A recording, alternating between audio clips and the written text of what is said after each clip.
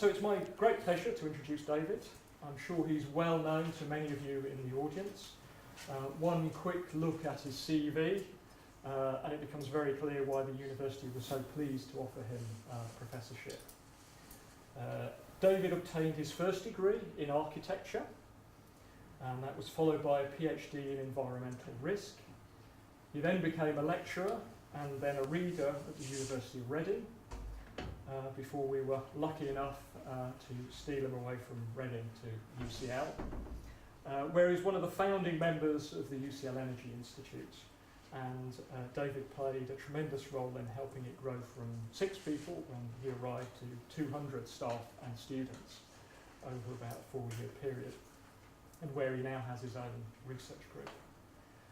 His research has been published internationally in over 80 papers and reports, and he's been asked to present at over 20 international conferences.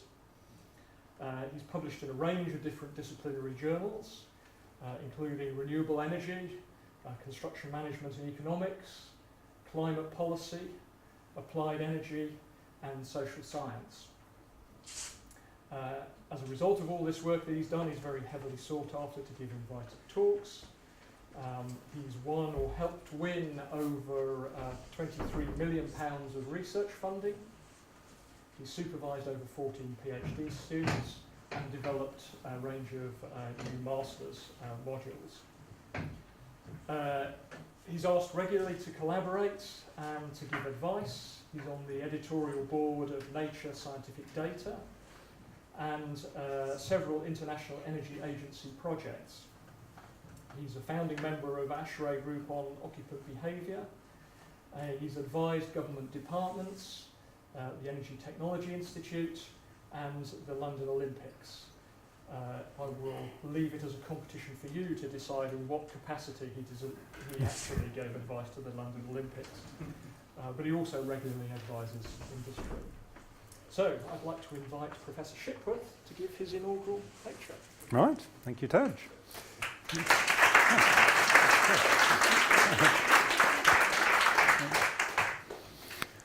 Right, well, thank you very much for coming in such a sticky kind of day. What I'm going to do, I'm actually going to kickstart a timer because, like most academics, I'm absolutely terrible at talking to a fixed time schedule. So this will slightly help me kind of keep things on track. It's absolutely fabulous to have no questions at the end of a lecture because I can say completely outrageous things and I've got effectively no comeback except you can kind of come and remonstrate with me up over the bar later and we can have a drink about that. Professors, I think, are sort of primarily aggregators of ideas and kind of editing them into different formats. So we aggregate ideas from our researchers and from our PhD students and our colleagues. And quite a lot of the ideas that you'll see coming through today, I've actually learned from interacting with a lot of the people in this room over the years. So thank you for all of you who've kind of helped feed into that, and you'll see some of your ideas kind of reflected in this. I started getting interested in this area of transactive energy. It's kind of something that came onto my radar really at pretty much at the end of last year and the kind of start of this year. It feeds in, interestingly, we've done a lot of work in our group around demand-side response and particularly trying to understand how to get demand-side response from buildings. So for here, example, if I was to cut the power to the air conditioning system for half an hour to provide grid services, you might not be that excited by the idea of us having no air conditioning for the next half an hour. So there is this interaction between demand-side response on the grid and how people respond in buildings. And our group is really, really interested in that kind of intersection. And transactive energy kind of fits neatly into there. So I'll talk through, it's divided into 4 stages, and it will hopefully go through a kind of setup of this area. I'll tell you what transactive energy is, and then we'll lead into looking at some of the key elements in that. So the first one is kind of the context, and this is something called the energy transition, which will be very familiar, I think, to most people in the room. The energy transition is a term that I think was initially came out of Germany, where it was kind of kick-started with the closing down of the nuclear program after the Fukushima accident, and then that kind of moved into a big change in the way Germany runs its systems. But it's all to do with the decarbonisation of energy. So what we're seeing at the moment is effectively the energy system starting to turn itself inside out. What we're seeing is an enormous amount of connection of renewable energy resources distributed across the country, being connected into the grid. So the grid was always designed initially to have effectively a centralised set of generation resources and a one-directional feed down to sources of demand in buildings and industry and other areas. So it was designed to do that. What we're now seeing is life is getting a lot more complicated, and we're seeing an awful lot of distributed generation sitting at the periphery of the network wanting to feed energy in the other direction. So now we've got energy flows in lots of directions, and that's a real headache. And there are some quotes here from the government. You know, the recent rise in new connection requests is astounding. We're seeing so much connected, particularly PV systems and local wind. We actually can't connect them in fast enough because the network isn't capable of actually absorbing that level of new generation coming into the system. Some other quotes in there about the need for flexibility of matching supply and demand. That's a big part of this kind of transactive energy piece. And how we're going to actually move domestic consumers onto half-hourly settlement so that they can actually start to provide balancing services on the grid. So it's all change in the energy network at the moment. So what's driving that? What's driving that is a very rapid change in the cost of a lot of renewable energy. So we've seen, this is a graph looking at solar photovoltaic penetration in the UK from 2010 to 2017. And you're seeing this really rapid uptake. And that's basically been driven by this collapse in prices. So when you look at what's happened, we've had a huge amount of new manufacturing capacity come into the system, which has been coming out of China and elsewhere, and that's really collapsed the price. And that allows that's meant that the economics of putting that into the system have changed enormously. So that's what's driving an awful lot of that. Many of you will realise that on the 8th of June was the first time when we generated more than 50% of our energy in the UK from low carbon resources, a mixture of nuclear and renewables. And at that point, the cost of energy on the wholesale market collapsed to about 10% of its normal value. So it's having all sorts of interesting effects. The other thing that's accompanying that is this question of battery storage. If you want to actually try and make and balance a grid, you need some way of bringing together supply and demand when you've got energy flowing in all sorts of different areas. So another thing we've seen the collapse in price of is the cost of battery storage. This is looking at the cost of lithium-ion batteries. One of the big drivers of this is the anticipated uptake in electric vehicle manufacture. So we're seeing that if you look at the work that the International Energy Agency is doing, they have a system of tracking clean energy progress, which they publish annually. Of all of the areas they track, the three that are actually on schedule for a 2-degree target set in the Paris COP are electric vehicles, energy storage, and solar PV and wind. So they're on track, and that collapse in price is really important. And the other thing we're going to see a lot of, there's a lot of talk about what are called second life electric vehicle batteries. So electric vehicle batteries are great until they are taken down through use to about 80% of their initial capacity.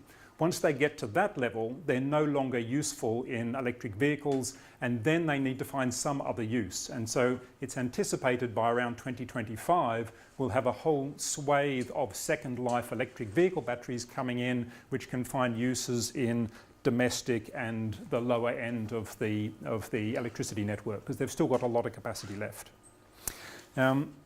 The Industrial Strategy Challenge Fund, which was launched by the government recently, their main investment, they're spending $249 million on battery research and development.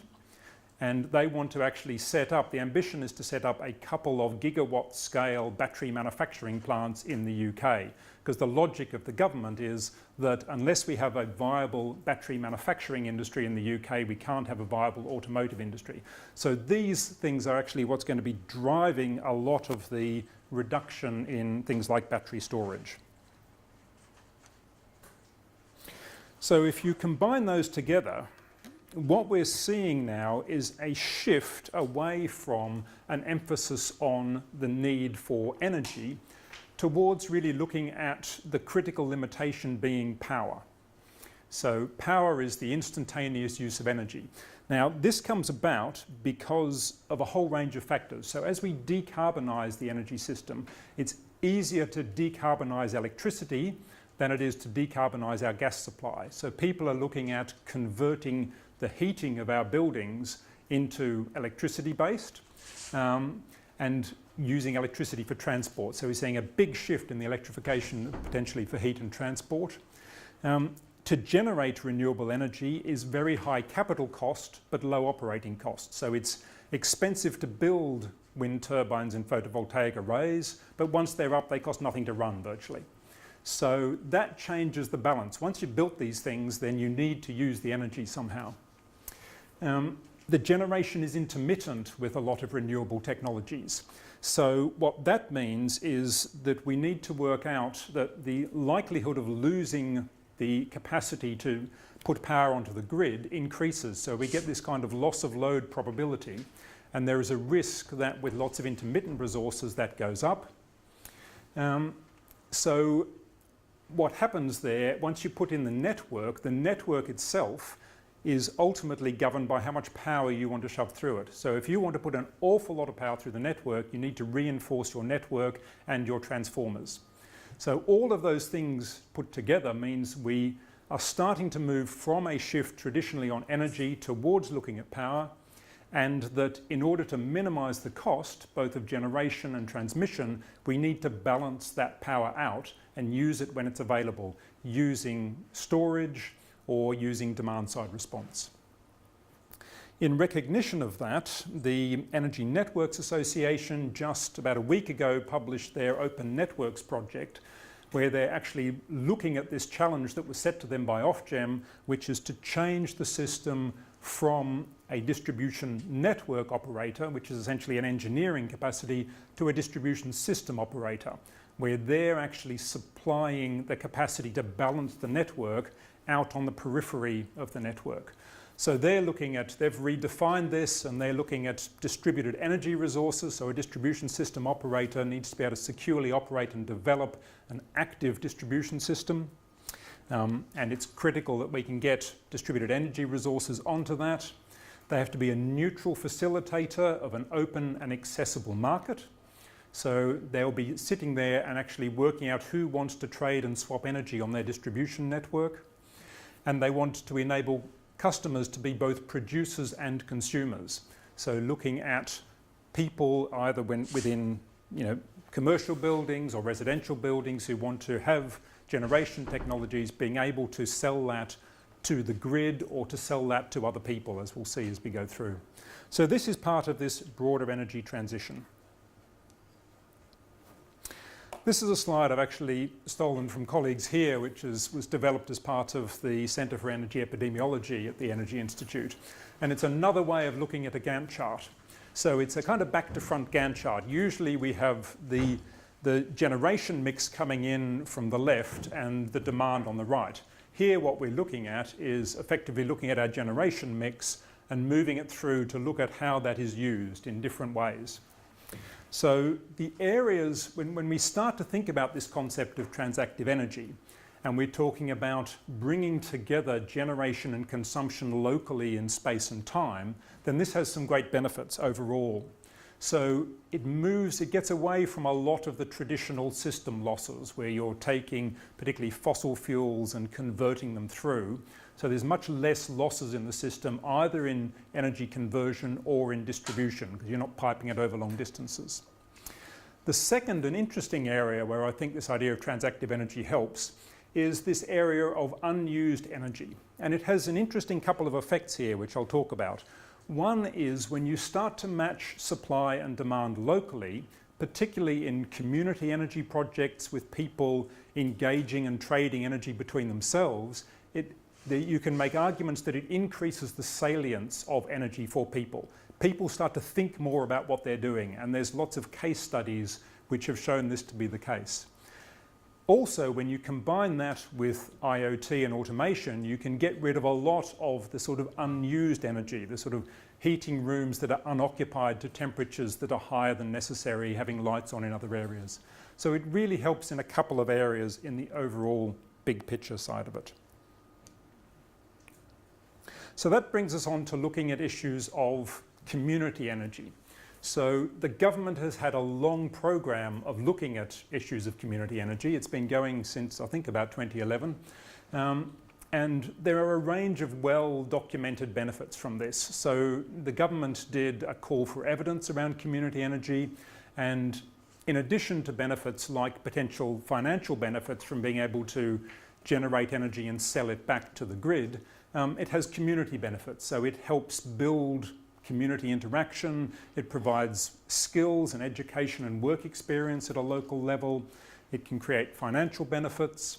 And so there are a lot of non-economic reasons why the co-location in space and time of generation and demand is a good thing. And one of the things I think we need to do is to acknowledge that there are these range of benefits, both financial and otherwise, and also drivers why people might want to participate in this.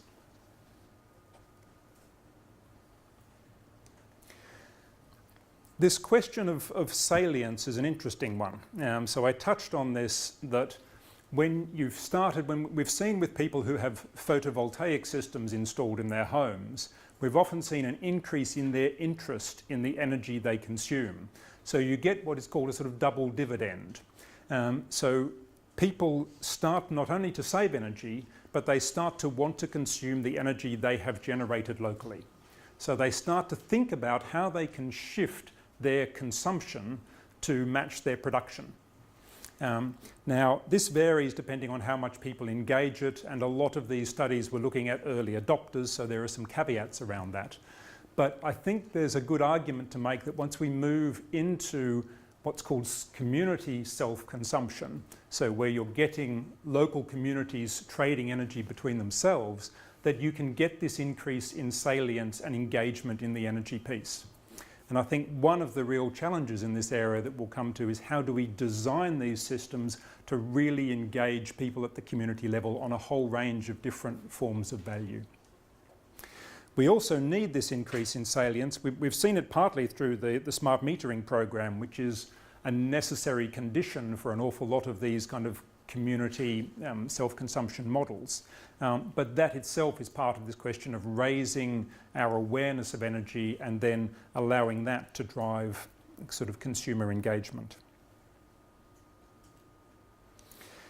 Now, possibly the most controversial thing I'll say tonight, and there are people in this audience who I think I picked up this, I won't say who it's from, but I remember sitting in a meeting with somebody who made this argument, and it's taken about 3 years for me to actually get it. So I finally caught up with the person who was kind of making this argument to me. And this is quite a controversial thing to say, but you can look at this question. What we've done over the years is try to work out the cost minimal way of providing energy to the whole system, to everybody in the UK.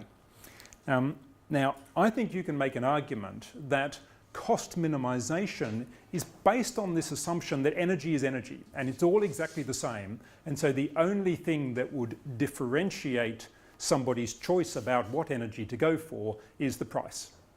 So if the only value proposition is price, then, and the product is completely homogeneous, then of course you try to minimise the cost. But I think it's a legacy of our old style system where we had a socialised, centralised model of energy planning. And I think it makes perfect sense there. But I think one thing that we are starting to do, and you see this coming through from the European Commission is saying put consumers at the heart of the energy system. Now, one way of doing that is to start to look at consumer choice and say, what do people actually want out of their energy system, and how can we differentiate that? And particularly once we move to power, what if we started to have different power value propositions that be used to drive system change and uptake? The other thing I think is, it really matters when you think of the whole cost of the energy system about who's paying for it, why they're paying for it, and what they get. So if you think about the transport system, I think it's the case that when we build transport models, we don't look at the cost of private vehicle ownership. We don't come in with a model that tries to minimise the overall cost, because we assume that people are buying cars for a whole range of different social functions. If we had a cost minimised transport system, I don't think you'd get private cars in there, because private cars spend 96% of their time stationary outside the house and have virtually no utilisation value. It's an incredibly expensive way to run a system, but people are quite happy to do that, and we're happy to let them get on with that. So I think it really matters when you think about this is why people are paying. If people are choosing to invest in a PV system on their roof, and they want to do this for autonomy or resilience or communality or charity or other reasons, then why shouldn't they not be allowed to do that? So that's part of the argument. Okay, so moving on to the next part of it. So that's kind of the background and context. Now I want to talk a bit more about this idea of transactive energy. So transactive energy is a term that was coined by what's called the Gridwise Architecture Council in the US. So basically the US Department of Energy. It is similar to what is also called peer-to-peer energy trading, where people are just trading energy directly between themselves, and community self-consumption. So all of these are at a kind of hand-wavy level. These things are all interchangeable. And what it attempts to do is to balance supply and demand in real time, autonomously in a decentralized manner. So it's almost a kind of control architecture for a smart grid, where you have thousands of agents all operating. We need to find a way that they operate together in a way that is beneficial to them, but also leads to good overall outcomes for the system. And that's quite tricky. And that's one of the things we'll come back to, because I think designing a sort of transactive energy system which is both beneficial to individuals and to the system is a challenge, because there's lots of players in our energy system. In order to do this, you need smart metering as an enabling technology. And fortunately, we have a smart metering program which is rolling out at the moment.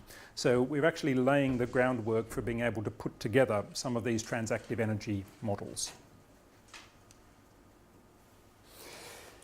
Thanks to colleagues at EDF who recently pointed out that in fact in France, only about a month ago, they have changed their underlying energy legislation. So they have implemented what they call community self-consumption, which is a way for communities to get together and to trade energy internally within that community.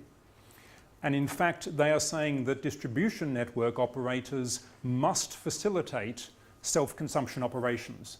So they're actually making it a requirement in France for them to do that. They're also going to be looking at the new network charging protocols for self-consumption to make sure that the network chargers are supportive of this idea of people consuming energy locally. And that, I think, once we move to the UK situation, is something that we will possibly need to think about if we're replicating this. So transactive energy is very similar to community energy. It has a range of benefits, but one of the other benefits is it keeps money in the local community. So if people are generating and that somebody in their local area is paying for that, then what you're getting is a local exchange of financial services. It's very similar to collaborative economy models. So if you think about Airbnb or Uber or other things, effectively if you have a resource, say a photovoltaic system or a battery, or you're willing to actually reduce your consumption at certain times, then you can actually make use of that resource and you can sell that on a collaborative economy platform. So it fits in with some of the kind of ideas that are quite resonant in society at the moment. It can help with local energy resilience. So you can actually have a situation where if we have any blackouts or brownouts, you can build into this system the capacity for local battery storage to provide a minimum energy service to all members of that community for a period of time. So it adds energy resiliency. It can also, I think, help with what's called the black start problem, where we have sort of wide-scale blackouts on the grid, and then you can locally reboot the grid using localized storage capacity. So it has a lot of interesting benefits, particularly in the context of this highly disaggregated and controlled new world of grid that we're moving into. The other thing you can do, and there's a lot of interest in this, is putting together business models where you're locally matching demand. Say you might have a store which has a high refrigeration load in the middle of the day, and you've got excess energy from local rooftop photovoltaics. Then you can put together a business model where that's being sold to a local business. That's good for the business. They can make a nice story around that about local production and consumption and transaction and keeping money in the community. So there are some interesting things emerging that people are exploring in the way of business models. Okay, blockchains. Blockchains are possibly why many of you might have come along tonight. I don't know. They're a very kind of, inverted commas, hot topic at the moment. And we'll talk a little bit about blockchains because they're kind of an enabling technology. So this is the classic, what's called the Gartner hype cycle, which looks at new technologies coming into the system. And the most up-to-date, which I think was the 2016 hype cycle, placed blockchains here. So the peak of inflated expectations. There is a huge amount of excitement and hype around how blockchains are going to change the world. They are, there's some really interesting functions about these. I'm not going to go into a lot of detail, so I've put in a couple of links up there to some good YouTube videos. Much of the best information here is actually up on YouTube. It hasn't filtered through into the sort of mainstream literature at this point. And certainly not into a lot of the academic literature. I'm not going to talk about cryptography. I'm not going to talk about SHA-256 hash functions. I'm not going to talk about nonces and public-private key encryption. All of that I'll leave you to explore, mostly because a lot of it is kind of slightly over my head in terms of that side of it. But I will look at some of the key concepts. So we're at the peak of this hype cycle. But fortunately, the first global summit on blockchains in energy was held quite recently. It was held in February this year, and they took a kind of very sober and sort of level-headed look at this whole sector. So I'll just jump out of that. With any luck, the magic will be with me, and we'll go boom.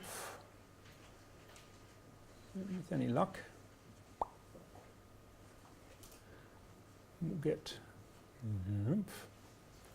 I'll show you, this is the promotional video for the Event Horizon 2017 event. I'm vaguely hoping this will work. It'll be a huge anticlimax if it doesn't.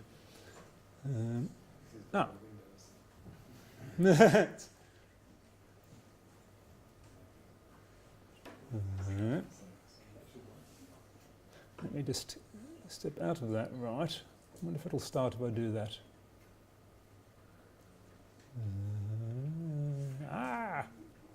Let me try reloading the page. Hey!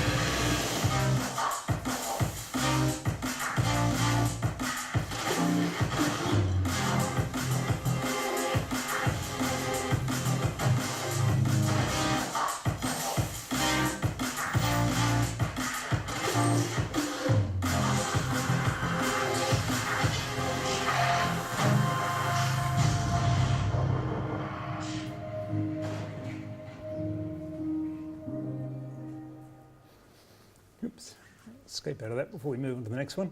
So you can see they've definitely avoided the overinflated, definitely avoided the trap of falling into the hype cycle of inflated expectations. It was, by the way, an excellent event. I'm definitely going to the next one that's coming up in 2018. And if you actually want to start to really understand some of the core concepts here, then I do recommend going to their YouTube channel. They've actually got a lot of really valuable material from the top people there. I was just so entertained by the introductory video that I thought it was a good way to wake up halfway through a lecture and suggest that there might just be an element of hype around some of the blockchain technology. But I still think there is a lot of value in there. So let's get this back to...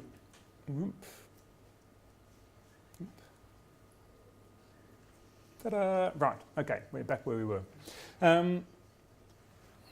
Keep an eye on the time. So some of the key concepts in blockchains, which I think are really, really useful. Now, apologies if this is going fairly quickly. It's a complicated area. Blockchains are incredibly cool pieces of technology. I mean, they're just really elegant and interesting in what they do. But what they try to do effectively, and this is the best description I've come across from this guy called Joe Ito, who's head of the MIT Media Lab, is effectively they make information behave like a physical thing. So what they do is they give it scarcity value. So the best illustration of this, and the one that's often used, is here I have a £5 note. This is nothing but a way of making information, the fact that I have £5 in my bank account, a physical thing. So what we do with these is, if I was to give this to you, you probably wouldn't be that happy if I shove it on a photocopier and then gave you the photocopy. Now, there's a couple of reasons you wouldn't be happy. Partly you'd think, well, that's no good, that's not legal tender. And we spend a huge amount of time trying to make these things non-counterfeitable. So we've just copied the Australians and made these nice plastic £5 notes. And they've done that to reduce the capacity to copy them, basically. But the other reason you might not be happy is that if everybody just copied money, of course it would have no value very quickly. And that's the problem with digital assets. How do you stop people from simply copying them? If I've got rights to access a particular piece of software or a particular song or from an artist, then I can, the problem is that I can just rip that song and copy it and send it to anybody I like. That's what is trying to be avoided by blockchain technology, is to make information behave like a physical thing. And that's why it was first used in cryptocurrencies, so that if I have a range of bitcoins, which is the most famous application here, and I want to transfer a bitcoin to one of you, then we have to make sure that I have 5 less bitcoins and you have 5 more bitcoins, and that I can't transfer another 5 bitcoins to somebody else and get 2 amounts of value for my 5 bitcoins. And that's the trick that distributed ledgers pull off fantastically. They do it in a range of ways. So one of the things, some of their properties, I won't talk about the mechanics, but they can be used to account for the ownership of physical assets. They are open to participating parties, so they're distributed. They're a distributed resource. You basically make a ledger. In this case, say with Bitcoin, so it's a very easy one. If I have Bitcoin, then everybody in the world can go and see how much Bitcoin I have. They just have to download it. It's completely free. They download this thing called a distributed ledger, which is another name for a blockchain, and they can go back and look at every transaction I have ever made using Bitcoin and add up all of the income and all of the outgoings to make sure I have a positive balance enough to cover my transfer of Bitcoin to them. So effectively, that's what blockchain does. It distributes that everywhere. So all of a sudden, you don't need banks. You don't need centralized bodies to act as a trusted source to guarantee to you that I have £5 in my account. So normally, if I did a bank transfer, you would be relying on my bank to check that I had that £5 to transfer to you. You don't need that with blockchains.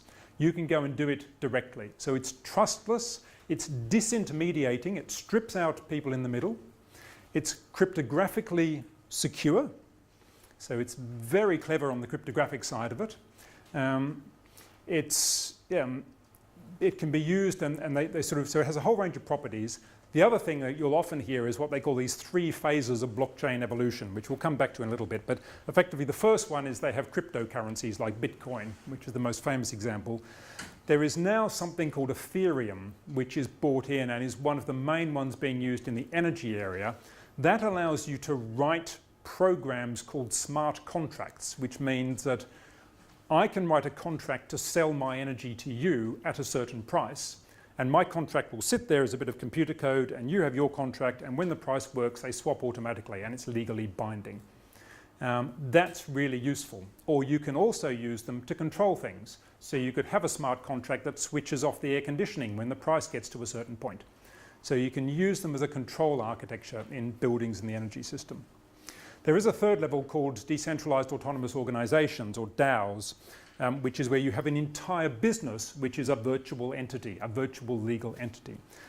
That's a little way over the horizon at the moment. So that's basically the sort of guts of what blockchains do. Why are they interesting in the context of smart grid? Okay, so they can provide a data infrastructure which can be used by competing parties. So if we have new entrants to the energy system, they can use them. Everybody who is a party to the energy system could use those and not have to trust other parties. It can ensure integrity and authenticity of commercial transactions. It can't be compromised or hacked by any individual party. It supports product and service innovation. It minimizes or almost completely eliminates transaction costs, which is one of the real benefits in our area. Often in this area, we have lots of little bits of value to different people. And to make a business, you have to aggregate all those together, but the transaction costs can kill it, and you've just got no business model left. So it can really hit a lot of those. You can use it to control batteries and photovoltaic cells. You can write smart contracts, so we can buy and sell things automatically. And you can distribute it so it minimizes the latency in the system. So it does all sorts of lovely things that could potentially make it transformative to the smart grid. It's not the only way to drive a smart grid, but it's quite a clever way. These things have been used in all sorts of areas. So there's been a couple of studies done where they've reported about 200 different use cases. This is from a study that was done in Germany by a business school there. We're actually going to replicate this study over the summer and see how this happens. This was based on German respondents. We're going to replicate that and see what it's like in the UK over this summer with one of our master's students. And there are lots of startups going on everywhere, which we'll have a look at a couple, lots of proof of concepts. Where people are struggling is to find really concrete business models. That's the challenge at the moment, but that's very common in a lot of internet areas. How they work. So what you do is, this is one way of getting them to work in the energy system. You set up what's called a balance group. So say we have a campus like UCL or a community group. What we want them to do is to be able to balance their own supply and demand. So you set up a thing called a balance group. And what would happen then is that they would work out how much energy they expect to need to buy from outside of their group, or how much they think they're going to be able to sell back to the grid. And then they interact with the wholesale market to buy or sell that energy. Now, one of the key challenges, which was pointed out by colleagues in the Energy Systems Catapult, is what happens if they get that estimation wrong. They think they're going to need a certain amount of energy and they miscalculate. Then you've got to work out who wears that risk. And that could be a big risk to an individual balance group. So we've got to find a way possibly to socialize and minimize that risk. And your utility would then provide a kind of legal wrapper and interface to the wholesale market for that balance group. So that's one way of looking at how these things would work. A couple of very famous case studies. The first is by a company called LO3, which is out of Brooklyn initially. This was probably the first well-known international public demonstrator of this. So they set up a street with a whole lot of houses that had photovoltaic arrays and some that didn't, and they set up a blockchain-based peer-to-peer energy trading system which allowed these people to buy and sell energy between themselves. So that's up and functioning. It's been running since 2016. One of the things they're now doing, which is quite interesting, is they're allowing people to buy and sell demand-side response. So if you're willing to reduce your consumption at peak times, you can trade that. That's really important. That's one of the really interesting things, I think, to see how you develop that. And it has a range of benefits. So it has environmental, most of the people here are engaging for environmental benefits, but also resiliency and community benefits. The other, probably the leading company now, I think, in the area is one called Power Ledger. So this came out of Western Australia. Western Australia is interesting because Perth had a huge resources boom. And now in Perth in Western Australia, the single largest generator is rooftop solar photovoltaics. They have about 34% of the generation capacity coming from that. So they were set up there in that environment. They set up the White Gum Valley microgrid, 30 homes, 2016, quarter 3, quarter 4. They've moved that into a much bigger environment. Now they've got a mixed-use residential commercial test bed. That's got about 100 buildings in it. They've just signed Q1 this year, New Zealand, a project with Vector, which is the largest distribution network operator in New Zealand, and Tesla to do 500 sites across New Zealand. They've just signed something which is signed up 11,000 smart meter customers in Australia, probably Victoria, we think, which is, that has the backing of the Australian federal government, the distribution system operator and a utility, and it's all being done by software. So they are scaling incredibly quickly in this area. So yeah, another interesting company to keep an eye out. So the final part is to look at challenges and opportunities, and this is particularly sort of thinking through, okay, if we wanted to start to look at transactive energy in the UK, and there are a lot of people starting to do this. British Gas has developed a project which is a £19 million EU funded project which is going on in Cornwall. I'm aware of quite a few of others where companies are starting to do trials either in-house or looking to set up public demonstrators in this area. So it is again moving very quickly. And some of the other companies like LO3 are starting to engage in the UK as well. So it will be interesting to see how this develops. But there are challenges. And so we need to be aware of some of the challenges here. So I'm breaking these down into a range of areas. The first is the blockchain technology itself. So one of the challenges has been throughput and scaling. So Bitcoin, the most famous one, can do about 7 transactions per second. That is way too slow to do anything useful in terms of energy trading. For comparison, Visa does 2,000 transactions per second, Twitter up to around 5,000. I know colleagues here in computer science have done work with Bank of England, again on cryptocurrencies. They've built what are called permissioned or kind of private consortium blockchains, which can do 2,000 to 3,000 transactions per second. So you can scale them up. So that's a known challenge that's being addressed. Latency, that's how long it takes to have your transaction confirmed. Bitcoin about 10 minutes, Ethereum I think about 3 minutes. We need to get that way, way down again. So we need to be able to confirm transactions quite quickly. And that's a bit of a challenge because blockchain's a funny thing. The longer you leave it, the more confirmed your transaction is, just by the nature of the kind of cryptographic security mechanism that comes into it. But that's a challenge I think is addressable. Security, there are a range of security issues, even though these are cryptographically secured. There's a range of very well-known ones, 51% attacks and various things. I'm not going to go into the details.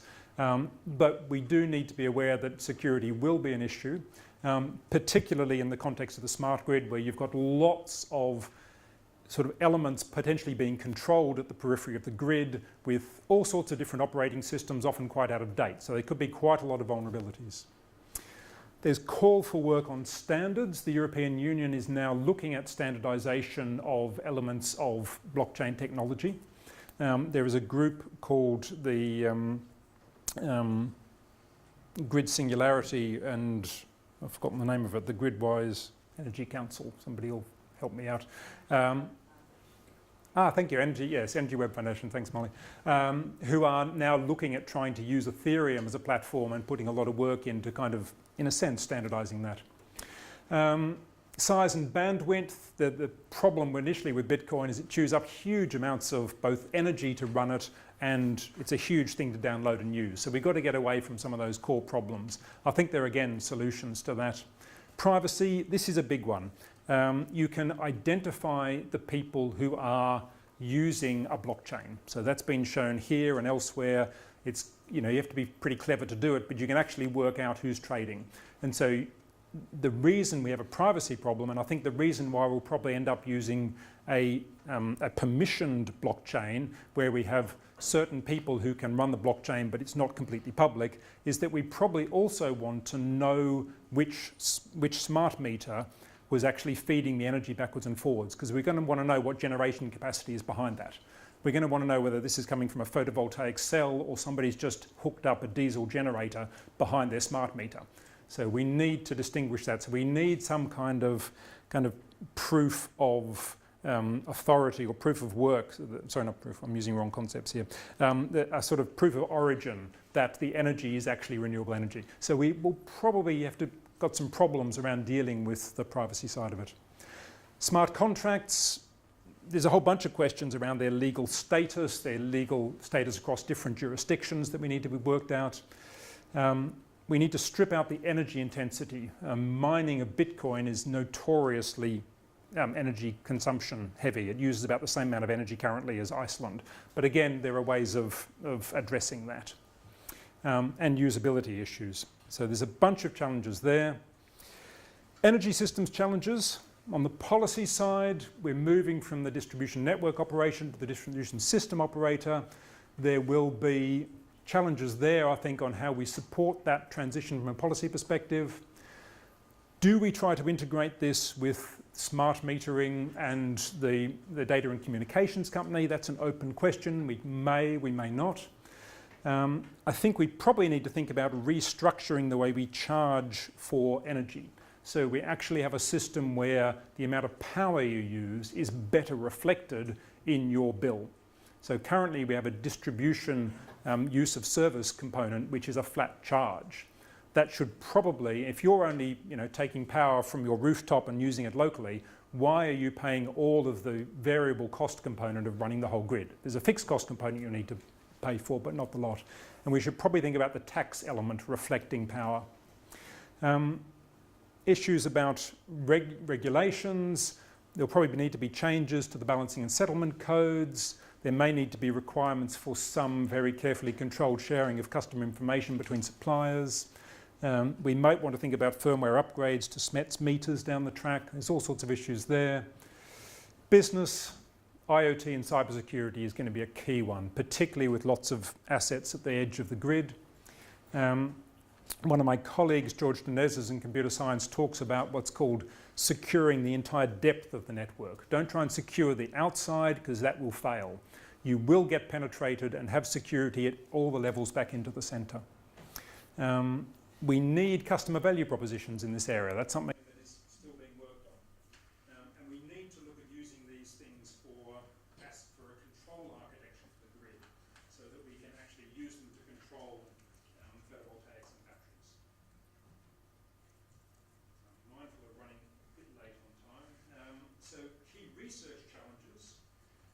Again, talks with the systems catapults. There's a lot of work between ESC and IET on future power systems architecture. There's a report being launched on Friday on that. There are lots of areas where blockchain will be very useful in the energy system. So we've looked at it in terms of peer-to-peer energy trading, but if you think back to that diagram that came out of the German study, it's used on all sorts of different areas. So it can be used for stripping costs out of business-to-business transactions. It can be used for basically billing architectures, all sorts of areas. There are some companies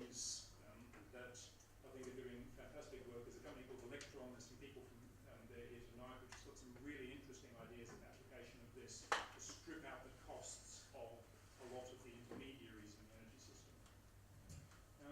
Other areas that are really interesting but under research, this question of identifying and authenticating demand-side response. So we can actually give people money for reducing energy in a really robust way. How do we desynchronize demand? That's the other thing that's really powerful. If we can desynchronize demand, then we actually can help reduce the need for the overhead in the energy network. So we can think about how you would implement that. And how you would actually integrate this into buildings in a really meaningful way. Buildings are complicated and, again, very outdated pieces of equipment in many ways. But how do we integrate this with building energy management systems? Two more slides. So key consumer challenges. I think the question of designing transactive energy schemes to maximise consumer engagement. This is the savings piece. How do we really get people excited about community self-consumption? How do we design that from a social and psychological perspective? What are the financial values? There needs to be financial value in it, but I think that's insufficient and it won't motivate everybody. So there's a plethora of drivers that we want to engage with. What happens, how do we equitably socialise the cost of a universal service in energy? Yep. Let's cancel that.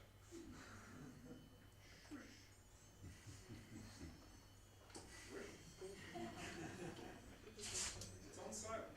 Look at that. We need to make sure there is a universal service for energy that everybody gets, the sort of service we have now. How do we do that? If people are starting to create energy-gated communities, then what is the implication of that for those people outside of those communities who can't engage? That's going to be a huge piece for policymakers. And how do we design these platforms, again, that deliver these multiple value streams? I think that's going to be really key. So, finally, I've raised a whole bunch of challenges, but I want to end on a kind of opportunity, a positive note. We've kind of made this argument that effectively we are being driven by really sharp falls in the cost of PV and storage and other things towards a world with a highly distributed amount of generation. We need some way to make this work. So we're kind of locked into that. I think that's the way everybody knows that the system is going. But it's really hard to make it behave in a robust and way that is going to be robust in terms of energy, but also do value to people. So I think this idea of transactive energy offers opportunities here. And I think the blockchain technology is a nice way of actually supporting that and creating a transaction and control layer that underpins that. I think that if we combine that with blockchain to put together transactive energy, blockchains, IoT and control, you can actually get rid of a lot of waste in the system that we've historically had, both in the kind of primary to deliver energy side of it, but also in this question of unused energy. So I think there is a really interesting set of issues to explore. I think there are some fundamental challenges, both on the technology side of it and particularly on the regulatory and policy side of it. But it's a very interesting journey, and it's one which I think is going to be washing over us, irrespective of whether we want to engage or not. So I suggest we really engage.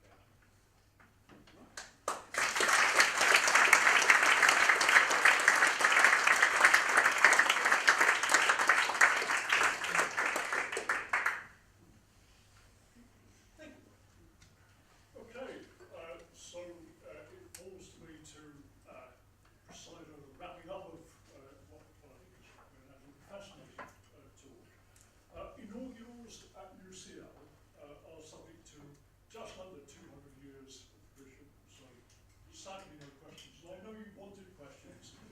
Questions, can I suggest, at the reception which we will hold upstairs shortly. But I'm going to push the boundaries very slightly, asking one of our strategic partners, Colin Calder, Passive Systems, and a great friend and a great chap to have a drink with, to come and say a few words if you would, Colin. Thank you, Bob. This was a complete surprise to me. Sorry about that. So, first of all, David, I want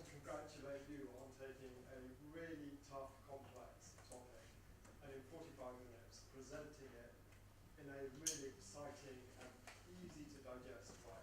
So congratulations for that. And what a great future we have. I absolutely love this industry. I love markets that are going through enormous change. And the energy industry is about to go through the biggest change it's ever been through in its history. And this idea that it should be consumer driven is at the heart of it. And I think our big 6 energy companies have a lot to learn over the next few years. But the thing that I think for me, there are 2 big challenges in here. One is, are consumers really going to engage with all of this? So the model we're talking about here with blockchain, we all become energy traders. Yes, it's all done automatically for us. Is that going to be the model in 5 to 10 years' time? Or I want to propose that there's an alternative model, which is actually we just want to buy comfort in our homes. We want to buy convenience. And so we end up contracting for a service and we have all of this problem back to the energy industry to figure out and solve. So I think we've got some exciting times ahead, a lot of uncertainty, and an absolutely brilliant presentation. Thank you.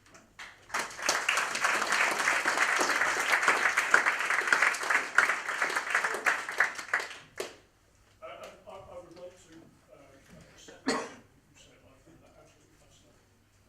This is the second Energy Institute inaugural lecture to have taken place this month. I could say it's like buses, but actually it's nothing like buses at all. But nevertheless, 2 have come along at once. I'm absolutely delighted at this. I find myself reflecting